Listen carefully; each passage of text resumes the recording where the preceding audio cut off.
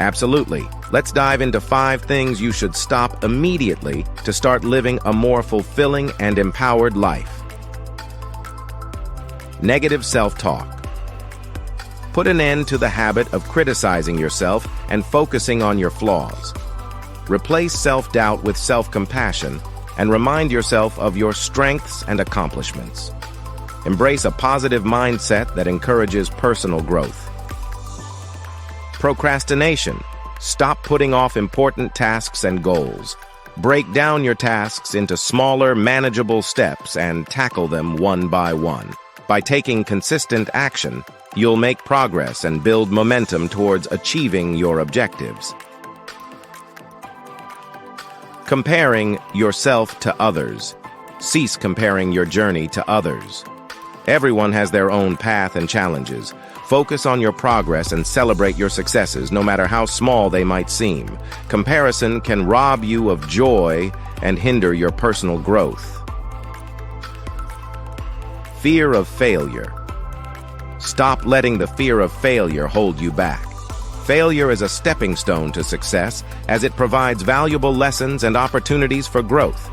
Embrace failure as a chance to learn, adapt, and become more resilient on your journey.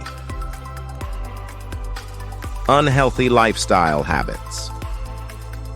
Put an end to habits that are detrimental to your physical and mental well-being. This includes excessive consumption of junk food, lack of exercise, inadequate sleep, and excessive screen time. Prioritize self-care and make choices that nourish your body and mind. Remember, positive change starts with small actions. By letting go of these negative habits, you'll create space for personal growth, happiness, and a more vibrant life. You have the power to shape your future.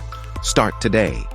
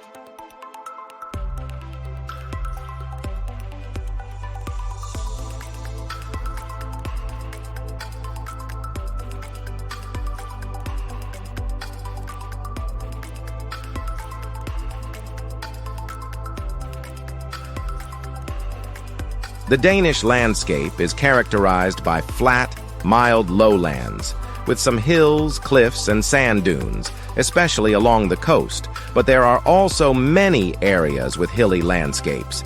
In Jutland we find, among other things, Rabilbakker in Rold Skov and the area around Skamlingsbanken in southern Jutland. The landscape southeast of Silkeborg in the direction of Horsens and Skanderborg contains the highest slopes in Denmark, such as Ejerbavnehøj, Møllehøj, Uding Skovhøj, and Himmelbjerget. The Svaningebakker and de Funske Alper areas on Funen are also characterized by marked slopes.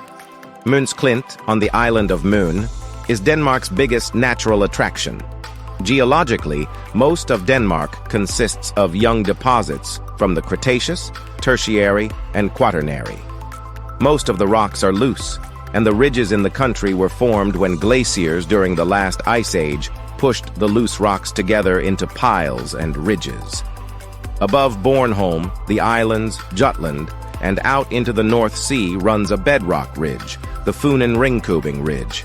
It follows the Danish section of the Thornqvist Fault, a fault formation that runs southeast all the way down to Ukraine. The continuation of this forms the division between the northern and southern parts of the North Sea, and it is in the continuation of the basin south of this ridge or in the rift in the middle of the North Sea that the Danish petroleum deposits are located. Water and waterways. Denmark has approximately 65,000 open watercourses. About half of these are natural, while the rest are artificially prepared ditches and canals. Denmark's longest river is the Gudenå, at approximately 160 kilometers. Other Danish rivers of a certain size are Odense Å, Vidå, Skjern Å, and Susso. There are a total of 1,032 named laches in Denmark, with a total area of approx. 700 kilometers. The deepest is Furesø at 36 meter, while Aresø is the largest in area at 39.5 kilometers. Among the other larger Danish lakes are Esrumsø, Stadilfjord, Mossø, Saltbækvig, and Tisø. Denmark has a number of fjords, although this designation is far more widely used in Danish than in Norwegian. The Limfjord is perhaps the best known and is a 180 kilometer long strait that connects the North Sea, in Denmark often called the North Sea, with the Kattegat. Other famous Danish fjords are Roskilde Fjord and Ringkøbing Fjord. Climate. Denmark has a temperate climate. Being located on the North Sea, the country benefits from its proximity to the Gulf Stream and has relatively cool summers.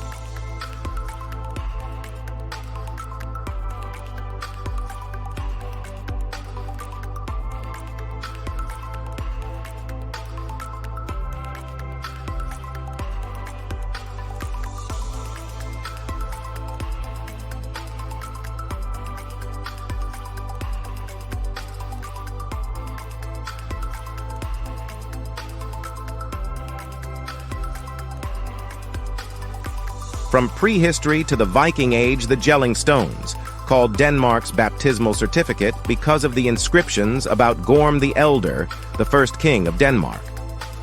Photo: Sven Rosborn.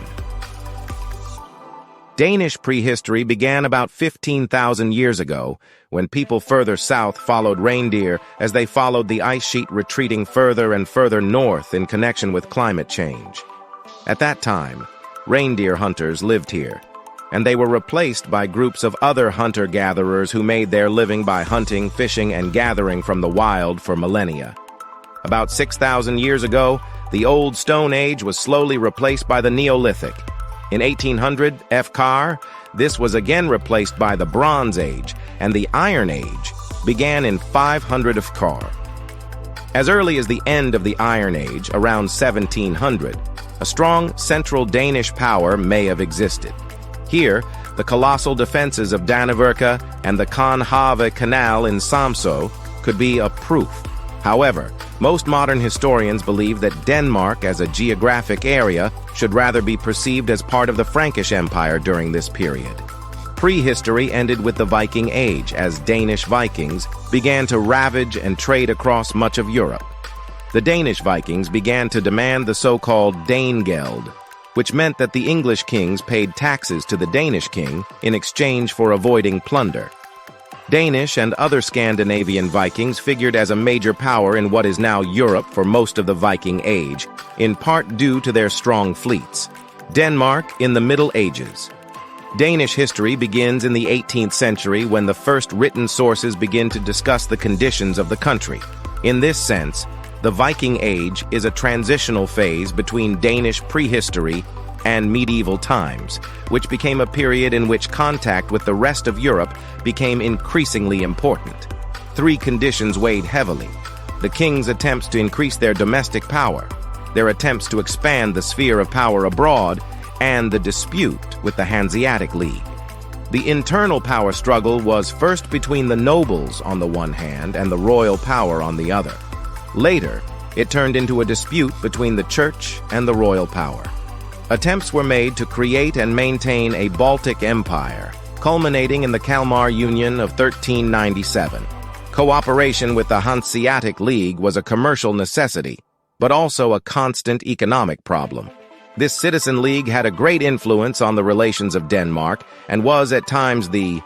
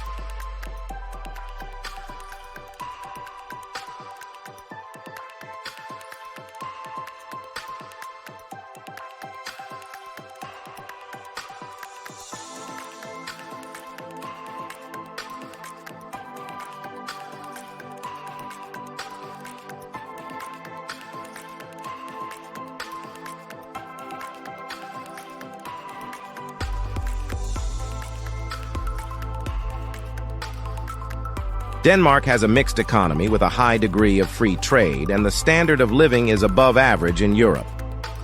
In 2007, the country's GDP was 311.6 billion, 197.3 billion after purchasing power parity.